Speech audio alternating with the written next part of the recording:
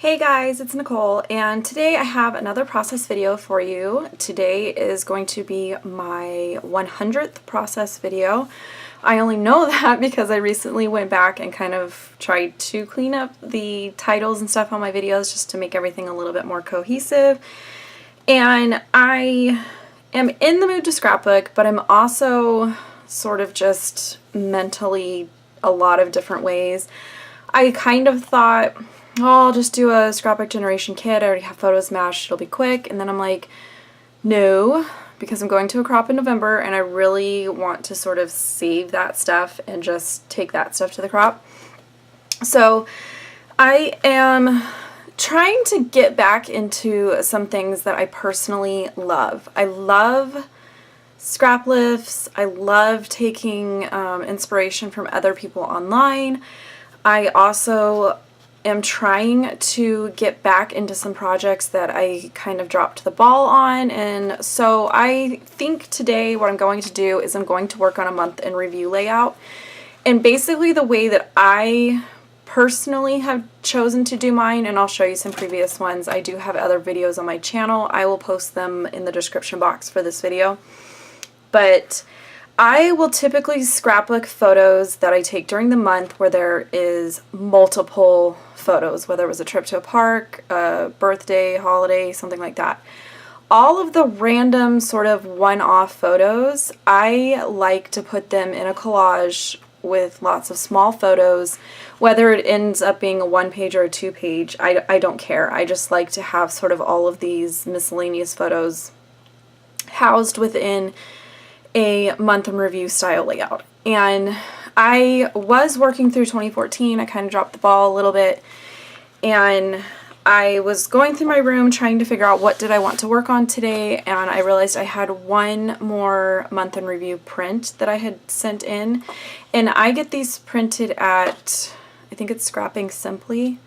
They're somewhere in Utah, but I really like their printing for 12 by 12. It's just a nice paper. I haven't had any issues, good customer service, all that.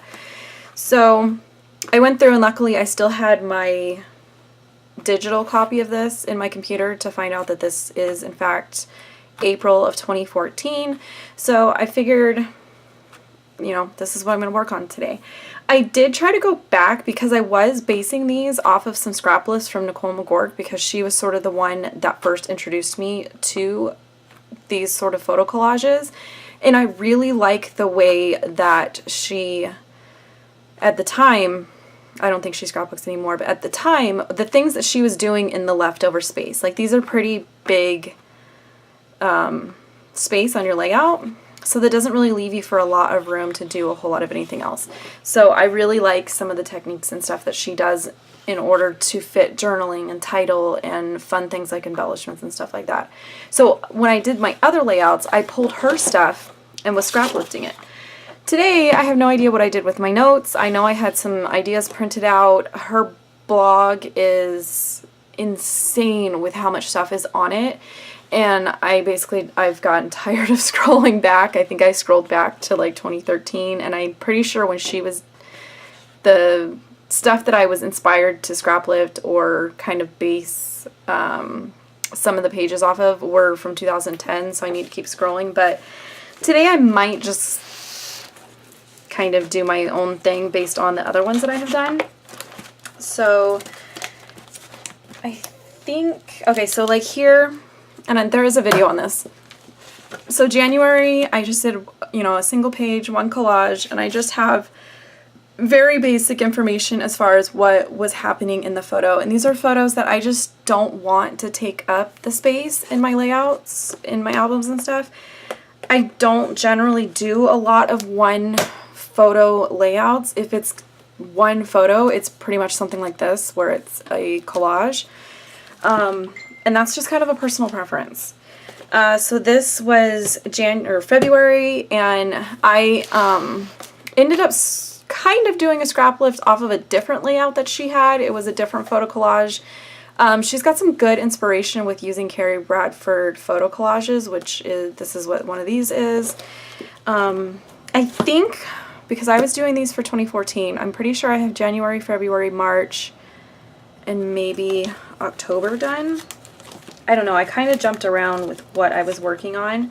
So here's March. March, I did not follow a scrap list or anything. I just kind of did my own thing. I only had 5, 6, 7, 8, 9, 10, 11, 12 photos. So I just took a die and die cut these out with the papers and stuff, and I'm pretty sure there is a video on this. Again, I will post links to these videos in the description. And then I don't think, because April is what I'm going to be working on today, so I think the only other one that I did was October, which again was a kind of scrap lift of hers. And then I'm pretty sure I did one, yes, for November.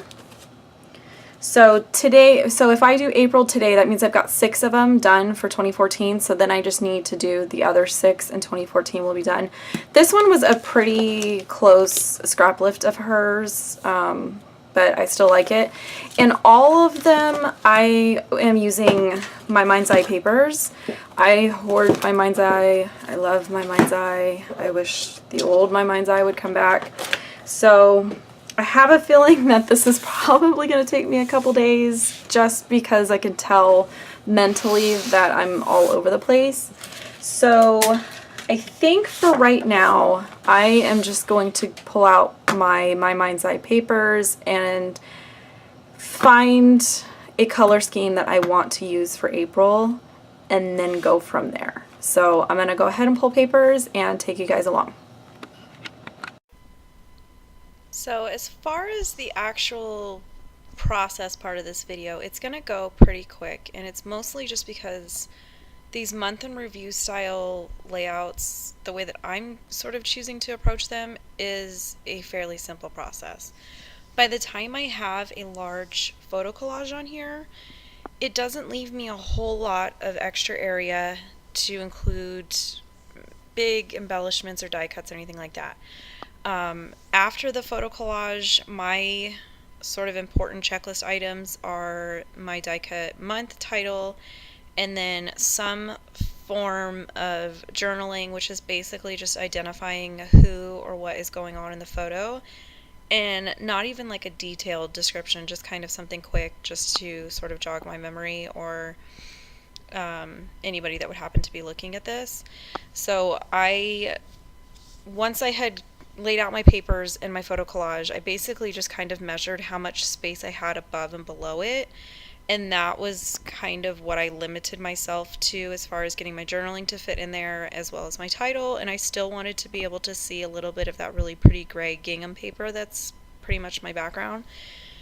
And then after that, it's just little touches, little stickers, brads, things like that. When I was sort of shopping my stash, I was running into the problem that for whatever reason, I don't really have any embellishments that go with this line. So I'm not sure if my local store at the time either didn't have them available or there wasn't any. I'm not even sure, because typically at that point when my store would get new lines from my Mind's Eye, I pretty much took 2 of every sheet, and then I would take like the phrase stickers, if there was an alpha sticker, those old like 5x7 icon sticker sheets and things like that. I, for whatever reason, was not finding anything. I think if anything, I probably grabbed some label stickers, but while I was doing the layout, I couldn't find anything that coordinated with it. And for me, I tend to scrap within a collection. It just kind of works for me. So I just kind of went through different stuff. I keep this little box on my desk, and it just kind of has extra leftover pieces in it, and I do try to tell myself to look through it every once in a while and see if I can pull anything out of it. From there, I just kind of went and shopped my stash and found some label stickers and brads and stuff. And like I said, I keep these pretty simple, and I will go ahead and I'll put links in the description box below the video to the other process videos that I have for these month in review layouts. After I filmed my intro where I was explaining everything, I realized that there is an extra layout that I did. It's actually a double, and I want to say it's for August or September, but I had actually done the process video for the Crafty Maven Getaway channel. So I'll go ahead and post the link below on there, and I'm not sure why it wasn't in my 2014 album that I was flipping through, or if it was, I just didn't catch it because it is a 2-page spread. I must have had extra photos or something was going on as far as that. But like I was saying, I will post a link to any of the other month in review process videos that I have below, just in case you want to check those out. Pretty much all of them, I'm using my Mind's Eye papers. I'm doing this really thin line title for the months, and my cameo and my matte combo and things like that, I find it easier, or at least it cuts better, if I rotate the actual image and have it in vertical orientation. And even with that, this one, the sizing was so small on it that I ended up having to cut it twice just because it snagged on a couple of the smaller, more intricate areas, and to me it just wasn't worth it to try to fix it with an X-Acto knife, so I chose to just go ahead and cut it again. And it still caught on a couple places, but it wasn't terrible. Like, I could kind of clean it up with my scissors or the X-Acto knife and just kind of go with it.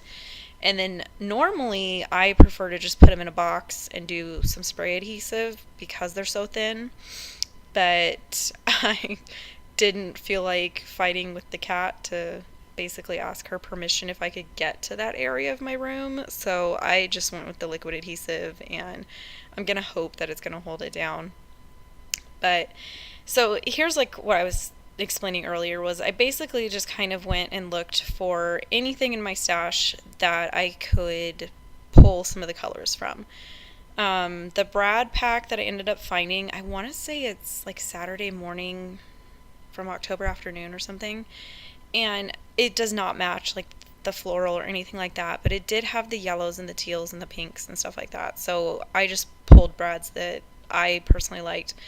And then I'm sure everybody knows October Afternoon used to be really good with their label stickers, so I was able to find a couple of those. I even found one that had like the days of the week, so I tucked that up by my title. And then anytime I use Brad's on a layout, I will go ahead and take washi tape and cover the prongs on the back of my layout, and it just helps them from catching on things and from kind of rubbing against whatever layout is going to be behind this. It's about the only thing I use washi tape for. But anyways, here are the photos. So I've got the complete layout, and then I've got two just kind of close-up detail shots as far as the die cutting and the embellishments and stuff. So as always, I thank you guys for coming by and for watching my channel, and I hope you enjoyed my 100th process video, and I will catch you guys in the next one.